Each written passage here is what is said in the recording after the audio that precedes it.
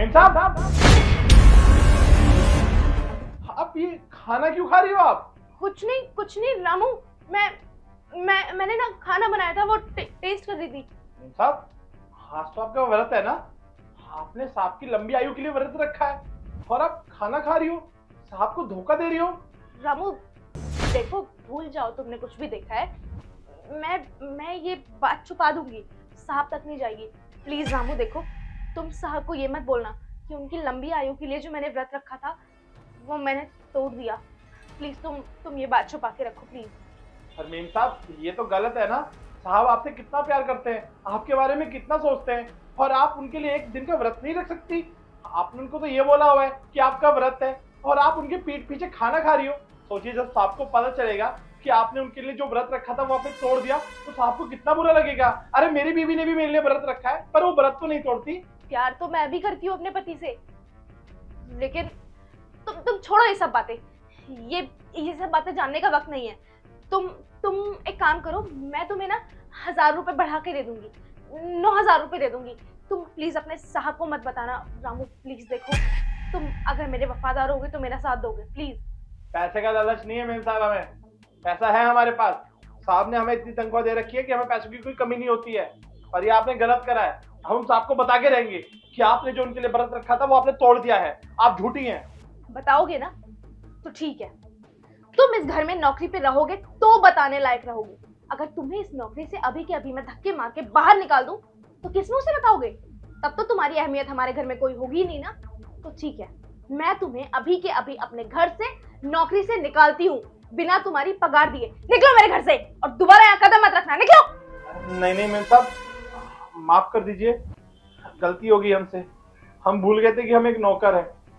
हम साहब को कुछ नहीं बताएंगे, पर आप हमें नौकरी से मत निकालिएगा। इसी नौकरी से हमारा घर चलता है।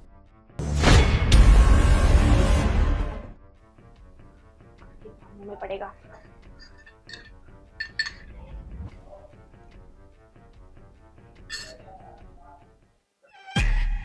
हिमांशी, कहाँ है ये?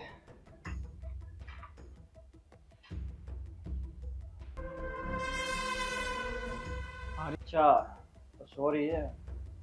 पूरे दिन से खाली पेट है, भूखे प्यासे थक के सो रही। हिमांशी, उठो, देखो तुम्हारे लिए क्या लेके आया हूँ मैं। अरे तुम्हारी फेवरेट मिठाई। आप आ गए? देखो तुम्हारे लिए क्या लाया हूँ, तुम्हारी फेवरेट मिठाई। व्रत है ना आज तुम्हारा? हाँ, मैं सुबह से भूखी रहकर ना वैसे भी परेशान हो गई थी। मैं आप ही का इंतजार कर रही थी, कब आप आओ और कब मैं व्रत खोलूं। अब ये मिठाई खाओ तुम और अपना व्रत खोलो। अरे साहब, ये मिठाई का डब्बा देने की कोई जरूरत नहीं है। जाली औरत एकदम झूठी। साहब, इन्होंने ना व्रत तोड़ दिया। पता है आपको, आपकी लंबी आयु के लिए जो इन्होंने व्रत रखा था ना, उसको ये बहुत पहले ही तोड़ चुकी हैं। किचन में खड़े होकर खाना खा रही थी, अचानक पीछे से मैंने देख लिया, और जब मैंने बोला कि ये वाली बात मैं साहब को बता दूंगा, तो इन्होंने मुझे धमकी दी कि मैं तुझे घर से निकाल दूंगी। साहब, मेम साहब आपको धोखा दे रही है, पूछ लीजिए आप खुद। रामू, ये क्या बोल रहे हो तुम? तुम्हें होश भी है कि तुम क्या बोले जा रहे हो? तुम्हें पता है ना रामू कि मैंने तुम्हें क्या कहा था? तुम भूल गए क्या मेरी कही बातें? अरे निकाल दीजिए मुझे नौकरी से।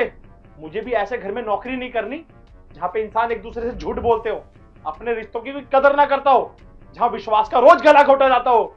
साहब, झूठ बोलिए मेम साहब, पूछिए आप इनसे। बस। हिमांशी क्या कह रही है? तुम खाना खा चुकी हो? तुम्हारा तो व्रत था ना। और हाँ, झूठ मत बोलना, जो भी सच है मुझे सच ही सुनना है। तुम धमका रही थी ना अभी इसको, नौकरी से निकालने की जो बात बोली है इसने, अभी भी तुमने इशारा किया था इसको। सच सच बताओ, बात क्या है? ये क्या बोले जा रहे हो तुम? और आप अपने 2 कौड़ी के नौकर पे ज्यादा विश्वास करोगे या अपनी बीवी की बातों पे? आप इसकी बातों पे विश्वास मत करो। मैं नहीं जानती कि ये क्यों झूठ बोल रहा है और क्यों मेरी इमेज खराब कर रहा है आपके सामने। मैंने तो आपके लिए व्रत रखा है पूरे नियम और कायदे से। मैं नहीं जानती कि इसे ऐसा करके क्या मिलेगा। क्यों कर रहे हो रामू तुम ऐसा? हाँ, कर रहा हूँ यकीन इस नौकर पे, क्योंकि ये बहुत पुराना नौकर है हमारा। और एक बात बताओ, इसे झूठ बोलकर मिलेगा ही क्या? तब चुपचाप ना सच बता दो, बात क्या है? हाँ, रामू बिल्कुल ठीक बोल रहा है। इसने मुझे देख लिया था किचन में खड़े होके खाना खाते हुए। मैं क्या करती? मैंने आपकी लंबी आयु के लिए व्रत तो रखा, लेकिन थोड़े टाइम बाद ही मेरी तबीयत बिगड़ने लगी, मुझे चक्कर आने लगे, और उसके बाद मैंने ज़्यादा देर तक भूखा रहना समझदारी नहीं समझा, इसलिए मैंने चुपके से खाना खा लिया। और इसलिए छुपाई ये बात आपसे ताकि आपका दिल ना टूटे, क्योंकि ये व्रत मैंने आपकी लंबी उम्र के लिए रखा था। अगर आपको पता चलता कि मैंने ये व्रत तोड़ दिया तो आपको कितना बुरा लगता। इसलिए मैंने रामू को बोला था कि ये आपको ना बताए, लेकिन इसने बता दिया। मेम साहब, मुझे माफ़ कर दीजिए, मुझे नहीं पता था कि आपको तकलीफ हो रही है, मैं कुछ ज़्यादा बोल गया, मुझे माफ़ कर दीजिए। अरे तुम कैसी बात कर रही हो ये? अगर ऐसा था तो मुझे बता देती ना एक बार। क्या मैंने कभी बोला तुम्हें व्रत रखने के लिए? क्या मैंने कभी कहा तुम्हें भूखा रहो? किस लिए रखती हो व्रत? मेरी लंबी उम्र के लिए, मेरी खुशी के लिए। और मेरी खुशी किसमें? ताकि तुम्हारी सेहत अच्छी रहे, तुम अच्छे से रहो, मैं भी खुश रहूँगा, और खुश रहूँगा तभी तो लंबी उम्र रहेगी मेरी। तो आज से ना ये सब करने की कोई ज़रूरत नहीं है। अगर नहीं भूखा रह सकते तो मत रखो व्रत, कोई ज़रूरी नहीं है। सेहत सबसे ज़्यादा ज़रूरी है, आया समझ में? चलो व्रत तो खोल ही चुकी हो ना वैसे, पर मिठाई बड़े प्यार से लाए हो, ये भी तो खा लो।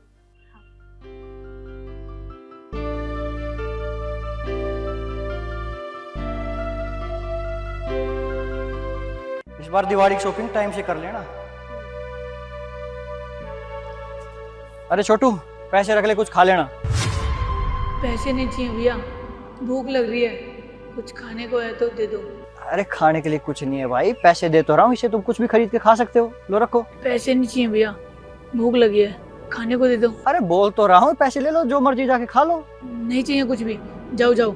अच्छा गाड़ी में कुछ पड़ा है क्या? तुम बिस्किट खा रही थी ना, लेके आओ, जाए बचा होगा।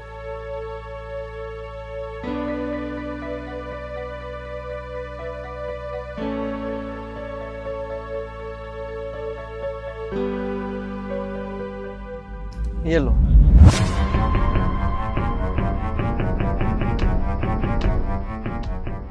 आराम से भाई, आराम से। अरे थोड़ा आराम से खाओ, कोई नहीं छीन रहा तुमसे ये, आराम से आराम से।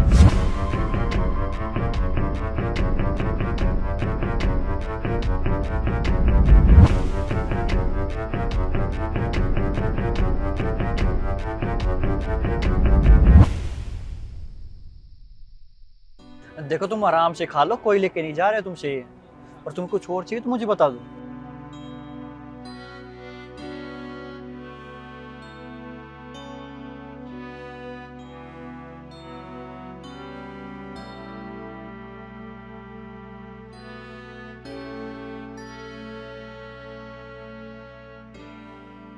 छोटू, रहते हो कहाँ हो तुम?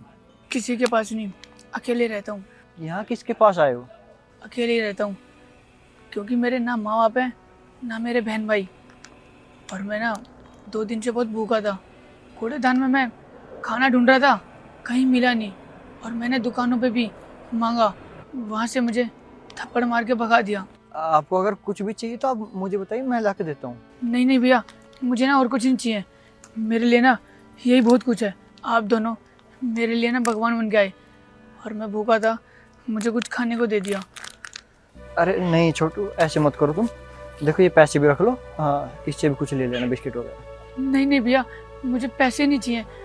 मुझे ना बहुत तेज भूख लग रही थी, बस मैं लोगों से ना खाना मांग रहा था, किसी ने मुझे खाना नहीं दिया। कुछ और मदद कर सकते हैं तुम्हारी?